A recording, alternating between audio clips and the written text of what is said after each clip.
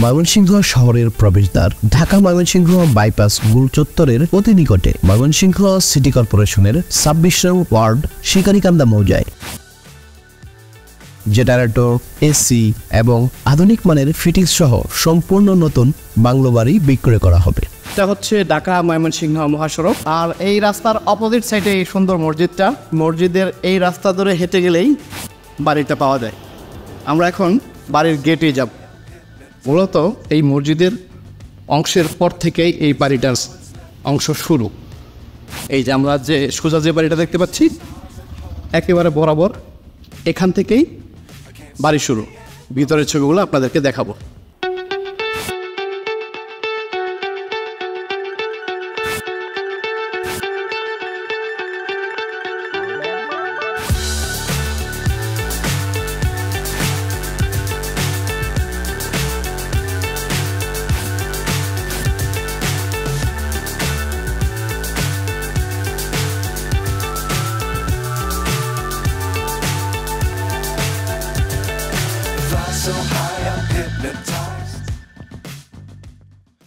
বিস্তারিত জানতে স্ক্রিনে দেওয়ার নাম্বারে যোগাযোগ করার অনুরোধ করা হলো।